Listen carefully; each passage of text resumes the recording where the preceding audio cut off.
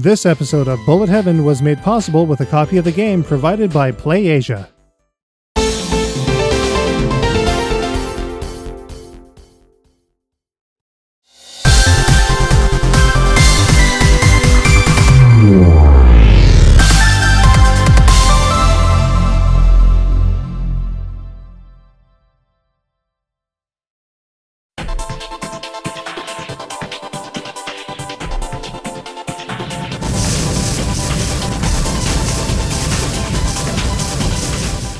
East Asia Soft has been making really great strides in providing game acquirers such as ourselves with some pretty great special editions for shooting games that otherwise wouldn't see the light of day at a retail shop. Though some Touhou spin-offs have recently made their way to the physical space, Shikhondo Soul Eater is way more obscure. In addition to its digital release on all major platforms, it also saw a limited physical release for PlayStation 4 exclusively by East Asia Soft on Playasia.com.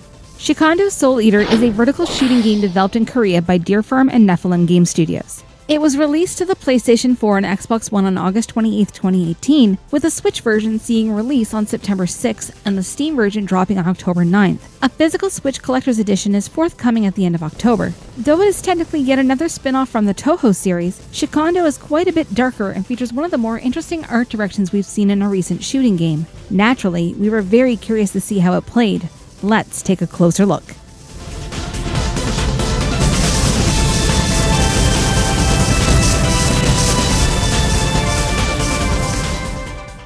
Shikhondo Soul Eater takes a pretty standard approach to its mechanics with simple controls at the heart of its Danmaku-style gameplay. Players have a choice between two characters, the Grim Reaper and the Girl, both with their own unique fire patterns. Typical 8-way control gets players around the screen at a good rate without feeling too fast, by way of either the D-pad or the left analog stick. Players fire their main shots with the cross button, with focus fire and halved movement activated by holding either the R2 trigger or circle buttons while firing. Meanwhile, the square button and L2 trigger deploys a screen-clearing bomber, indicated by a stock of soul attack icons in the bottom right-hand corner of the screen.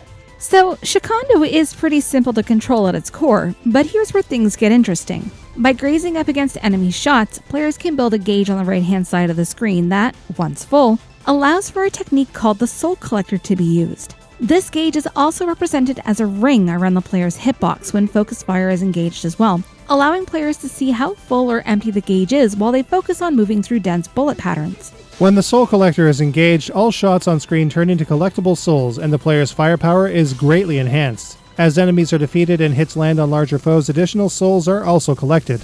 But if a soul attack is used while the Soul Collector is engaged, a second, more powerful form of the Soul Collector can also be activated. This technique is very handy for taking out bosses more efficiently, though the Soul Collector on its own is great for taking out dense fire and larger swaths of enemies as well. When the Soul Collector disengages, all shots remaining on the screen will, once again, be turned into souls and collected. The player's life is indicated by a string of butterflies in the bottom left-hand corner of the screen. If the player is hit, the shots on screen will change to souls and a butterfly will be lost. If all are lost, the player will face game over with the possibility of continuing. Especially with the grazing mechanics at play in Shikhondo, losing life is a pretty big concern, but at the end of the stage, players are rewarded with their choice of soul attack or life. This allows for a decent amount of flexibility. Players can use soul attacks a bit more liberally to save their life stock if need be, with the possibility of recovering them later. Of course, a great run with no deaths and using no bombs allows players to stock a decent amount of life, which helps in scoring. Shikhondo is played over the course of 5 moderately long stages. In our first playthroughs, we kind of expected at least a 6th stage, so what's here did end up feeling a bit abruptly short overall. Each is punctuated with a large multi-phase boss battle that challenges players with increased fire and denser patterns. But maybe challenge is a bit too strong a word. Shikhondo is actually quite a bit on the easier side, with easy and normal modes in arcade offering quite a bit less challenge than games from Cave, for example. It's great for novices, but veteran players will want to ratchet the difficulty to either hard or extreme. There are also other modes for players that want more out of Shikhondo's slightly lacking 5-stage count. A novice mode rewards the player both with extra life and soul attacks after each stage, while hardcore adds challenge in the form of 1 life and 1 credit only, with the soul gauge filling twice as fast. There is even a customized mode that lets players fine-tune game conditions, such as changing the life system to a stock rather than hit points, the soul gauge to enemy kill rather than graze, and bomb stock or gauge style enhanced soul attack. There's also a boss rush mode to round it all out.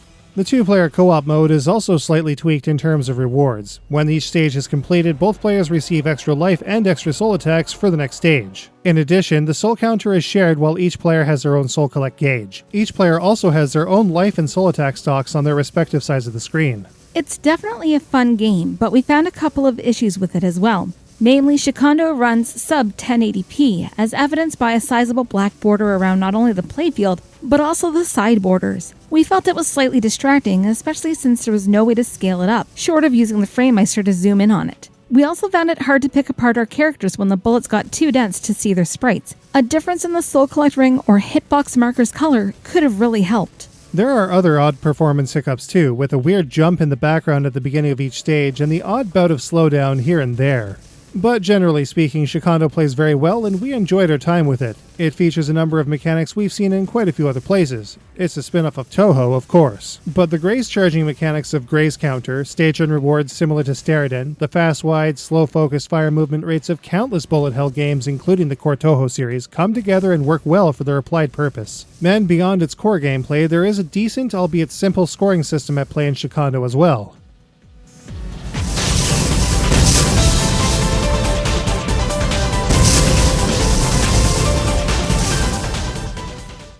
Shikhondo's scoring system is fairly simple, with very little in the way of complexity. Basically, the main hook is to collect as many souls as possible throughout the game, while playing the game on as hard a difficulty as possible, while dying as little as possible. So here's how it works. First up, let's take a look at the soul counter. Found at the top right-hand side of the screen in any mode, the soul counter will fill as felled enemy souls are collected. A multiplier equal to the number of collected souls will apply to each kill score when it fills completely and add it to its base value. This can lead to some great numbers just on enemy kills alone. If the gauge empties, the soul counter will fall sharply until it's filled again. Thankfully, this is pretty easy, as there is a pretty steady stream of enemies to kill. While using the soul collector makes it pretty easy to get massive amounts of souls to boost a player's score way up, using a soul attack to boost the soul collector will double the soul value while it's active. This can lead to insanely high scores in no time at all through multipliers while it's in play. But the biggest scores come from the stage end tally, where some pretty hardcore multipliers lie. The total number of souls collected in the preceding stage times the number of lives remaining times the selected difficulty's bonus amount, plus the stage score results in the final tally up to that point. In the case of the difficulty multiplier, easy will boost the soul and life amount by 1,000 points, normal by 2,500, hard by 5,000, and extreme by 8,500 times. This also applies to two-player games, factoring in both players' lives for a single shared score. Shikhondo does have an online leaderboard, but like Iro Hero, which we took a look at in episode 218, only the top 10 entries of any given difficulty or mode are displayed. Thankfully, players can see their overall rank at the bottom of the list, highlighted in yellow. This makes the scoring feel a touch on the empty side despite the online support, since players like us like to see who else might be at their level. At the very least, a friend's leaderboard would have been nice. Still, on the whole, seeing just how far players can stretch the soul collector in any given stage, especially against bosses, is pretty fun. We just wish the online leaderboards were better supported.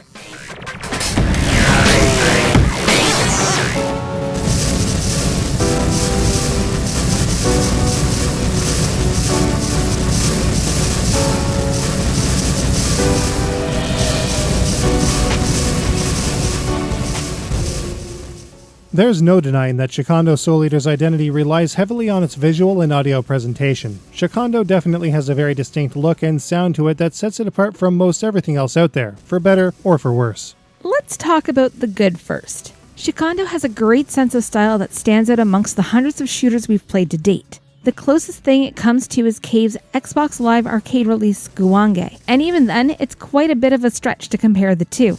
Most of the popcorn enemies and larger foes throughout each stage are pretty cool as well, though the best designs come in the form of Shikhondo's bosses. These encounters are the main draw to Shikhondo as they have great, clean design to start, and seriously twisted alternate forms that appear halfway through the fight. Some of these designs are, admittedly, very risque though. On the flip side though, Shikhondo's backgrounds are very static despite being visually clean and well colored. Elements move smoothly, but are also more flat than usual, especially when compared to games like Mushihime Sama Futari and Espgaluda 2. Even other Dojin Denmaku-style games like Rolling Gunner seem to have more definition to their backgrounds. Some bullets can also blend in with the backgrounds as well, looking more like rain than an implement of death. Some bosses also go from very sharp up close to very blurry and pixelated when switching to the actual boss sprite.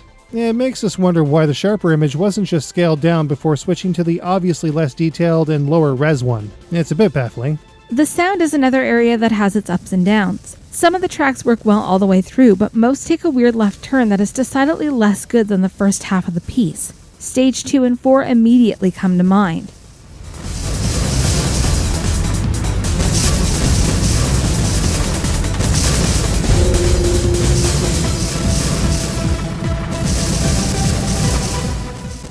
The boss themes are pretty good, but most of the other pieces are unfortunately a bit on the forgettable side halfway through most of them. Despite this, the sound effects work pretty well throughout the whole game.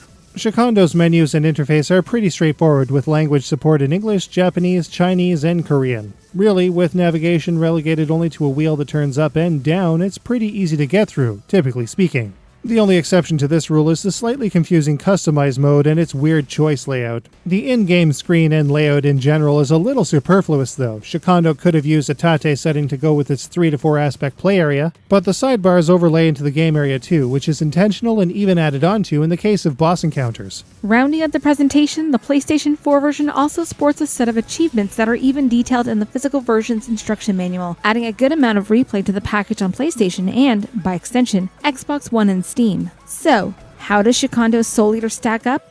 Let's take a look.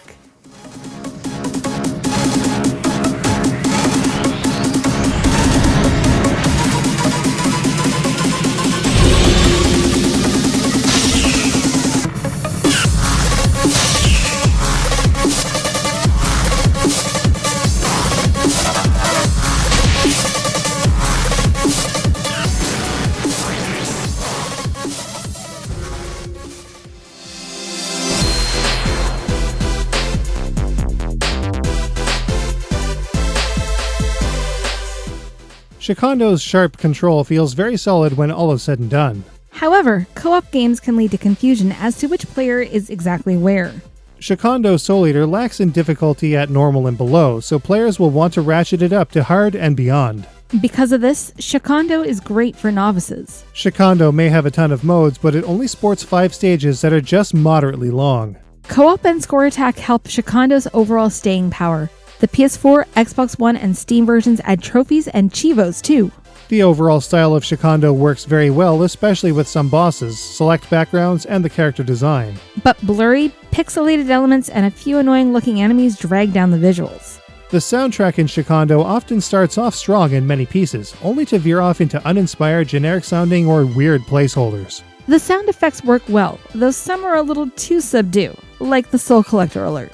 Shikhondo Soul Eater takes inspiration from a ton of different sources and puts them all together into something that works fairly well. Paired with its unique visuals though, these familiar elements are given new life, if only briefly. Shikhondo Soul Eater can be had digitally on either PS4, Switch, or Xbox One for under $20, which is a moderate cost for a decent value. The Steam version weighs in at just $10 though. The Collector's Edition, featuring a soundtrack CD, manual, reversible cover art, and numbered certificate and embossed box, can still be had for around $35 with the standard edition available for $30 as of this review, which is a pretty good value for what is offered. Shikhondo Soul Eater is a game that we had quite a bit of fun with, despite its issues. It may not be the finest game to see a special limited edition release, but it's a great one to have on hand for single player or co-op sessions alike. Shikhondo Soul Eater gets a strong 3.75 out of 5.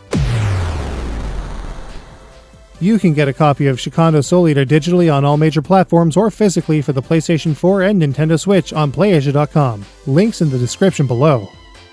That wasn't too bad at all. I'm looking forward to getting in depth with the Fast Striker Collector's Edition next. Fast Striker is looking really pretty. There's still a couple of other games we need to power through first though. Next up, Velocity 2X. That's going to be an exciting one to dig into.